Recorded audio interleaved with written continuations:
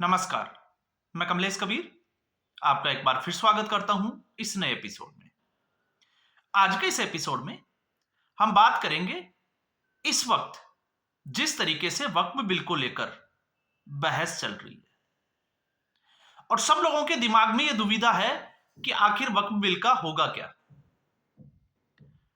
और चर्चाएं जो हैं वो ठीक जैसा कि हमारा विश्लेषण रहता है दोनों तरफ से हैं, लेकिन अगर हम इसमें भारतीय जनता पार्टी के हिस्ट्री को देखते हैं और इतिहास के पन्नों को उठा के देखते हैं, पलट के देखते हैं, तो आपको पता चलेगा। क्योंकि जिस तरीके से भारतीय जनता पार्टी की रणनीति है, आपने देखा होगा अमित शाह, उन्होंने कल ही एक मंच से, एक न्यूज चैनल पर उन्होंने सीधे तौर से कहा था कि यह बिल जो है वो पेश होगा संसद में। अब पेश होगा तो उन्होंने ये नहीं कहा कि पास होगा। अब इससे पहले यह चर्चा का विषय क्यों है? क्योंकि इससे पहले आपने देखा होगा एक ऐसा बिल आया था 2020 में, कृषि सुधार कानून। उस बिल को लेकर भारतीय जनता पार्टी, हम कहें कि केंद्र सरकार,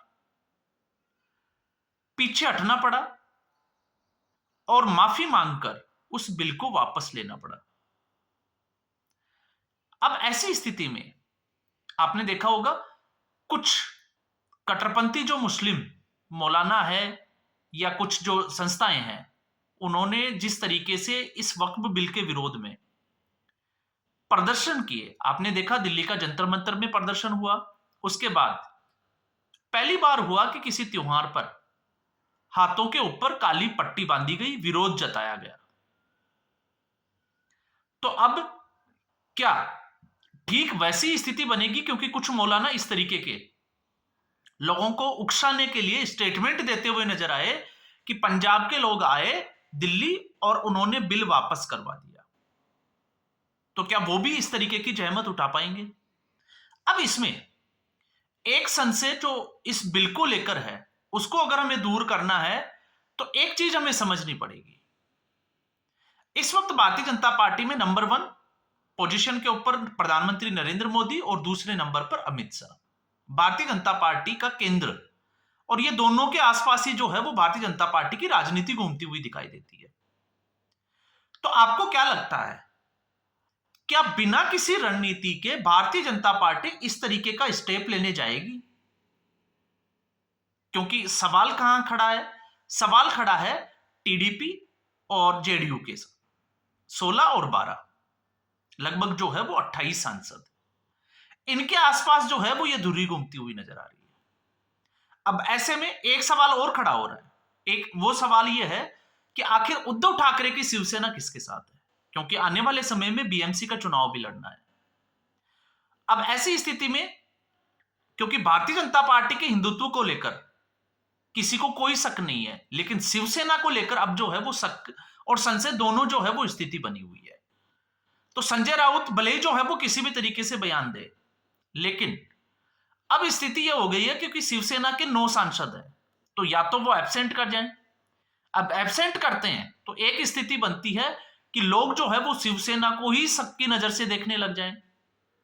और अगर वो प्रेजेंट होते हैं तो वो क्या करेंगे? बिल का विरोध करेंगे या बिल के समर्थन पे वोट करेंगे? क्योंकि उद्धव ठाकरे कहीं ना कहीं अगर भविष्य की राजनीति को देखते हैं तो वो इस बिल का समर्थन करेंगे। क्यों?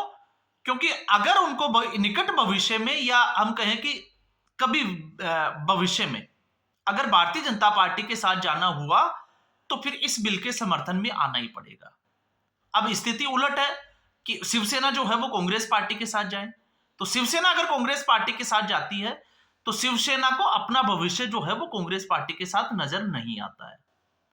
तो यहां पर जहां हम टीडीपी और जेडीयू की बात कर रहे हैं, तो मुझे नहीं लगता कि टीडीपी और जेडीयू जो है वो इसके विरोध में होगी।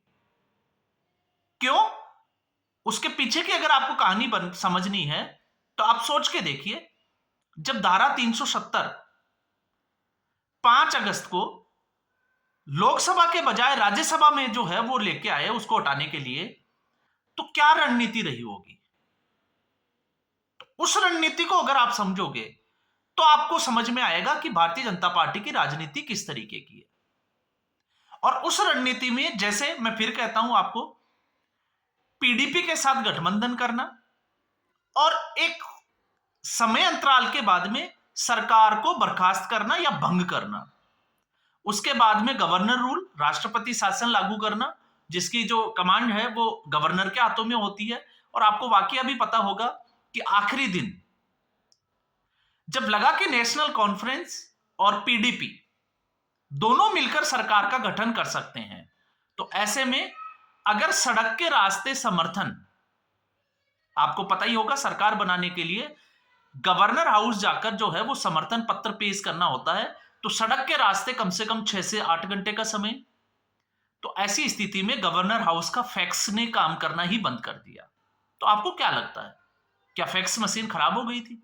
तो सीधे तौर से हम कह सकते हैं कि यह एक रणनीति का हिस्सा था। और उसके बाद में विधानसभा की सारी पावर को संसद में ले आना, और संसद में बड़ी चालाकी से, क्योंकि भारतीय जनता पार्टी को यह पता था कि राज्यसभा में मामला उलझ सकता है,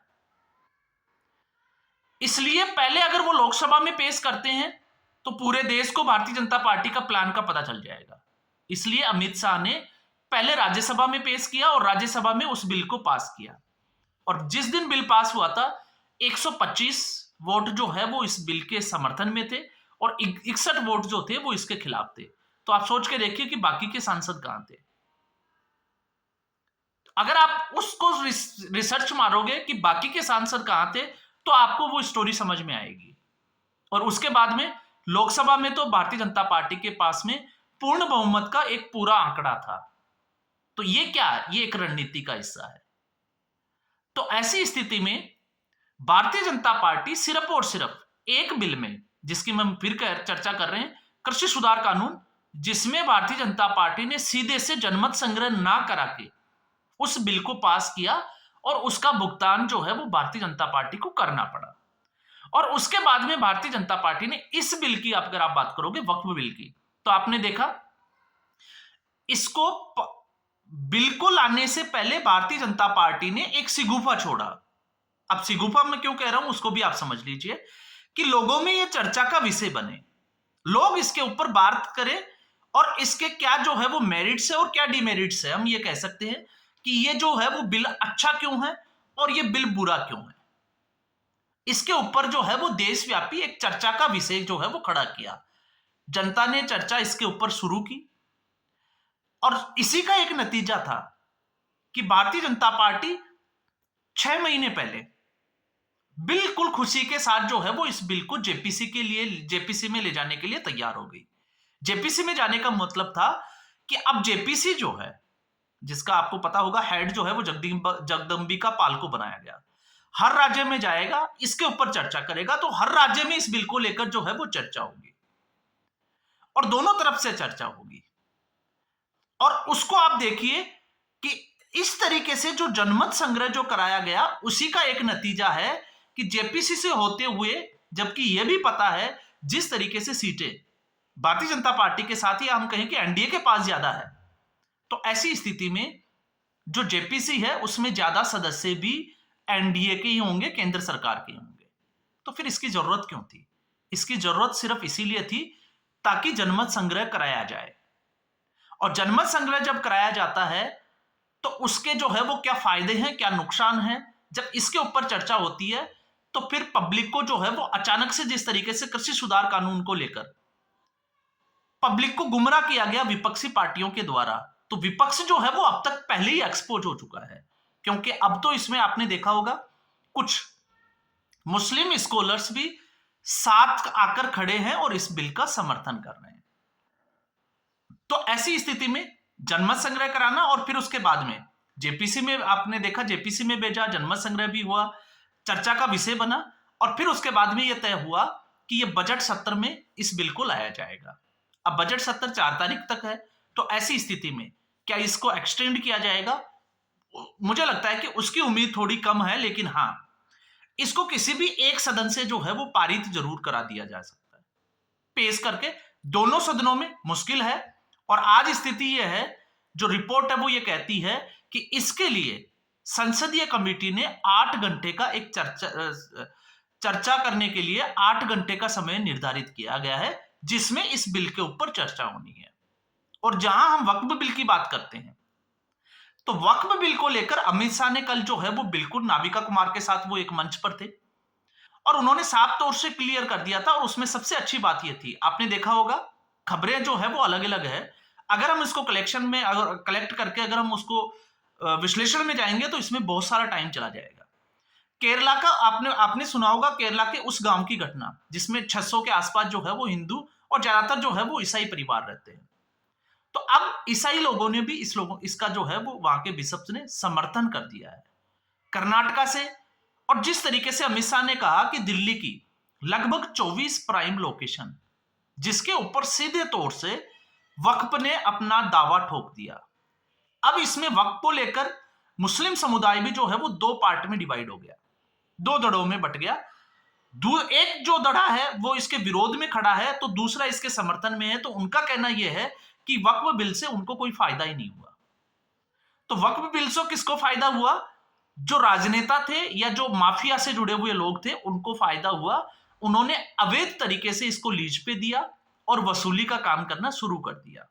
और इसी के लिए आपने देखा होगा एक बहुत गहरी और बहुत अच्छी बात जो है वो अमित शाह ने की थी, और वो ये थी कि जिस जगह पे प्रयागराज में चंद्रशेखर आजाद का अपना अंतिम समय था, वक्फ ने उस जगह को भी जो है वो अपनी प्रॉपर्टी उसका दावा ठोक दिया। तो यहां पर पहले क्या था, जहां पर वक्फ में सिर्फ और सिर्फ जो है वो मुस्लिम कम्युनिटी के ही लोग होंगे। अब इसमें जो संशोधन बिल आएगा उसमें, क्योंकि एक धड़े का मानना यह है कि वक्फ बिल होना ही नहीं चाहिए, लेकिन हम जब इस बिल की बात कर रहे हैं संशोधन बिल की, तो इसमें अब जो है वो गैर मुस्लिम भी होंगे और अब आप जो है वो इसको कोर्ट में चैलेंज भी कर सकते हैं। इसके लिए अधिकारी भी नियुक्त होंगे। तो जिस तरीके से पहले आपने देखा होगा सिर्फ और सिर्फ जो है वो वक्फ बोर्ड का नियंत्रण में, जहां पर इसकी जुडिक्शन आती है, ट्रायल होता है पूरे स्टेट का एक ही होता है, आप सिर्फ और सिर्फ जो है जिसको वक्फ ट्रिब्यूनल कोर्ट कहा जाता है वहीं पे इसको चैलेंज कर सकते थे और उसके लिए एक खास मियाद अवधि दी जाती थी। तो आप समझ सकते हो कि इसमें एक तरफा जो है वो किस तरीके से काम होता था। तो अब इसको दूर करने के लिए, लेकिन हमारा विषय ये नहीं था, हमारा विषय ये था कि जो लोग इसको लेकर, चाहे वो नीतीश कुमार हो या टीडीपी हो, चंद्रबाबू नायडू के बहाने एक भ्रमित करने वाला माहौल बनाने की कोशिश कर रहे हैं, उन लोगों को शायद मुझे लगता है कि पहले अमित शाह को अच्छे से स्टडी कर लेना चाहिए।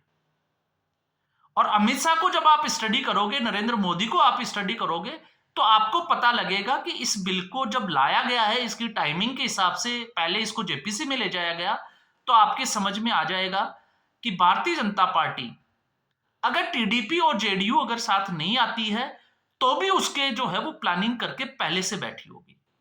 तो बिल तो पास होगा, इसमें जो है वो कतई किसी को शक नहीं होना चाहिए। और जब बात आती है इस मीडिया की, वामपंथी मीडिया की, तो फिर एक बार फिर, क्योंकि इनके कुछ ज्यादा जो है वो फर्क पड़ने वाला नहीं है, क्योंकि हर बार ये लोग जो है वो भ्रमित करते हैं और मुंह की खा के बैठ जाते हैं, तो इनके इसमें जो है वो एक कड़ी और जुड़ जाएगी।